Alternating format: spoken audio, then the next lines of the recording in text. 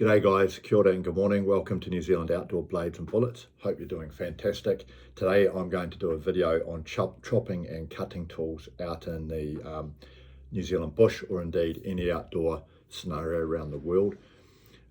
Noting that in New Zealand, for a number of reasons, we probably don't have a huge practice and culture in the New Zealand bush of carrying heavy chopping instruments with us when we go out, because they're just basically too heavy.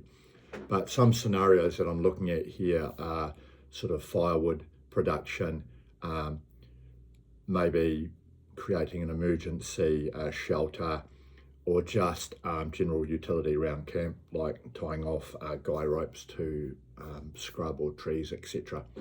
Now, in terms of firewood production, if anyone's going anywhere near a hut, there's normally a heavy axe at the hut. But if you're out camping, it might be handy to have something that's capable of producing firewood, and also heavy chopping tasks if you're in an emergency situation and need to create a shelter. So just one example here is a lovely Australian axe, high-test axe, brilliant outdoor tool. Not something that I'd typically carry because it's just a bit heavy.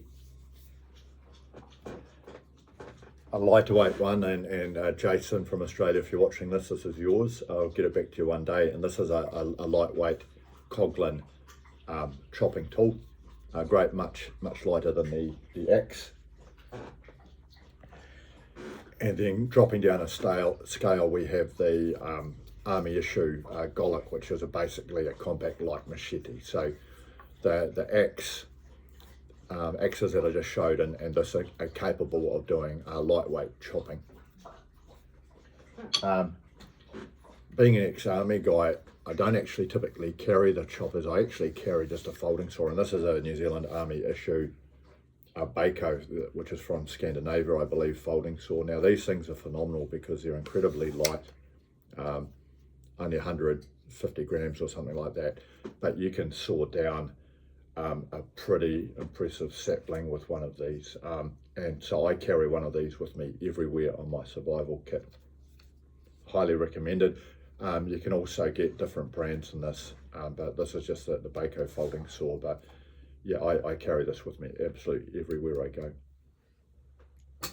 Just for minor sawing, and I'm talking about really small cuts, like you might be just tying off a guy rope against a tree, hopefully a pest tree like a pine tree or something like that.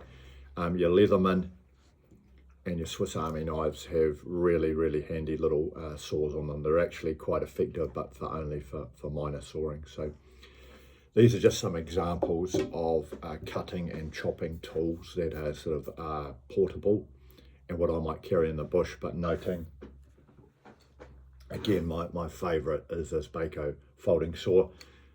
And for EDC, these things go with me everywhere as well. So anyway, love to hear from you if you've got any thoughts or comments, and have a fantastic day. Cheers.